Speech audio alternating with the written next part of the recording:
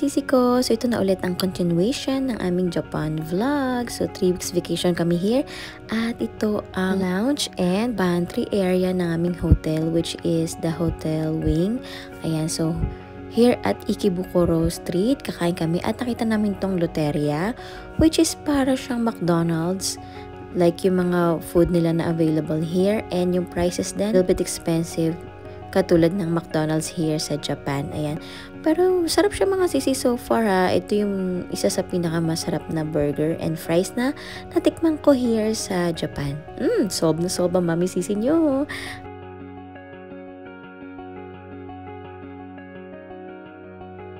Ayan, so aalis na kami. Pupunta na ulit kami ng Shibuya. Dahil visit namin, papunta na rin kami ng Odaiba, which is we're going to visit Unicorn the Gundam. Yan. So ito yung pangalawang visit namin kay Gundam. Dahil pumunta kami noong 2020, ngayon, 'di ba? Bongga 2023 makikita na namin siya. At ito na yung pangatlong visit ko kay Hachiko. Hello Hachiko. Yan, nakakatuwa dahil ewan ko ba, iba yung feeling pag nakikita ko siya. Well, anyway, ilang tawid ba ang practice ko mga sisi para sa Shibuya crossings na siya. Ikot! Harap!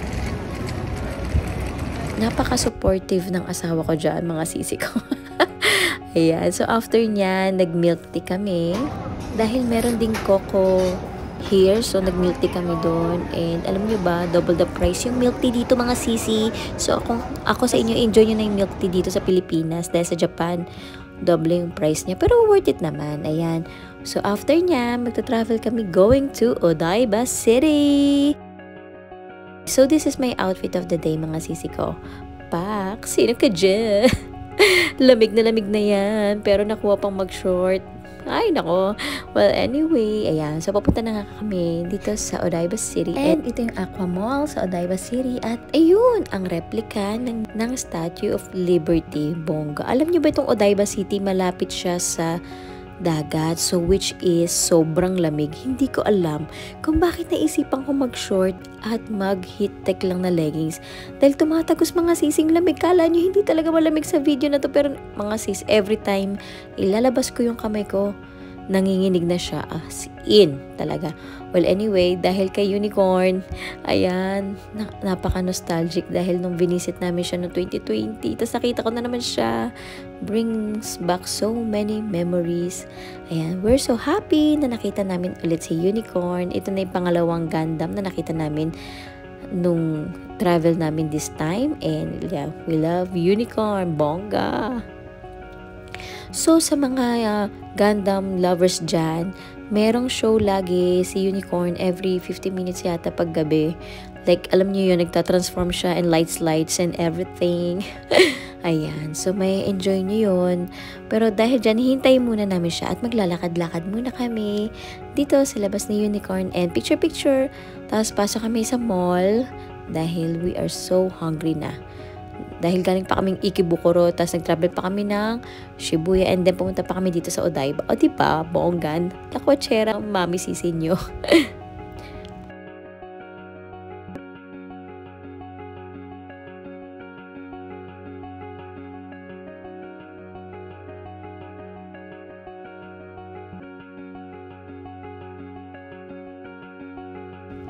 So, pagkapasok namin ng mall, kumain kami dito sa Amara. Ang in-order namin here, meron silang curry. Ang sarap niya mga sisi. As in, super sulit. And kumain kami ng authentic ramen. Alam nyo ba, ibang-iba yung ramen na to. As in, solved na solved kami rito. Pag nakita nyo, super sarap talaga mga sisi ng food dito. Sulit na sulit yung food habang nanginginig ako dahil malapit kami sa entrance ng mall. Mararamdaman mo yung lamig sa labas, and when you're inside the mall, meron silang heater. 'Di ba? Baliktad kasi dito sa Japan. Pag winter, ganoon, bukas yung kanilang mga ibang heater. So yun, paglabas, malamig na malamig. Pagpasok, medyo mainit at kakalma na ulit yung panginginig ko. Pero habang may pumapasok, bumubukas yung pintuan. So, malamig talaga as in mga sisi. Kaya kain na kain yung mami sisi nyo. Gutom na ako mga sis.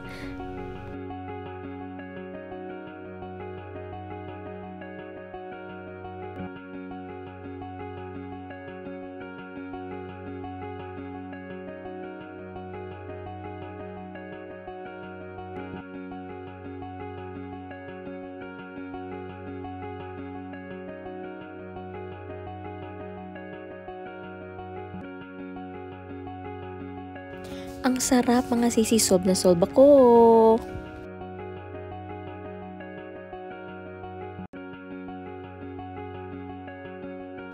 So mga sisi ko, pa-start na po ang show ni Gundam Unicorn. Ayan na! So excited. Grabe, may pagta-transform na nagaganap mga sis.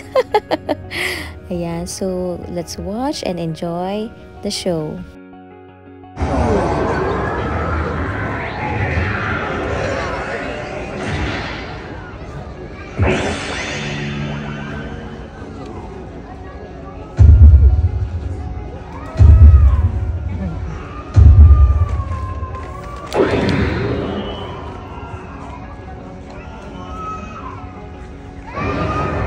崩壊した日常を逃げまとう中、出会ったのは幼馴染の親友だった。あ、そう。キロ。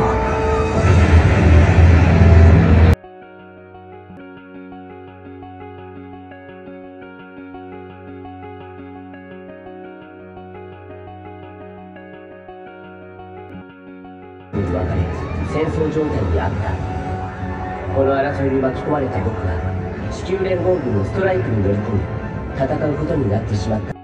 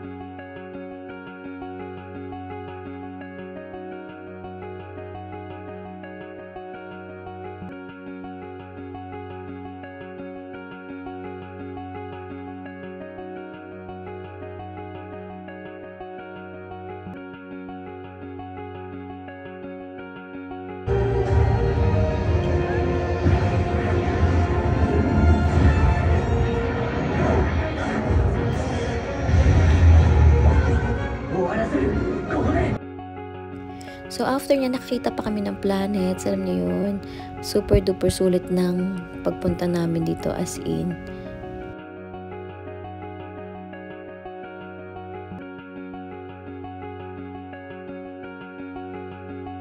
So, pumasok kami ng mall ulit at nakita namin si Doraemon. Meron siya dito, pwede kayo makabili ng mga pang souvenirs, bags, and everything. At sa labas, nakita namin itong statue ni Doraemon, ni Nobita, at ni Shizuka. O, diba?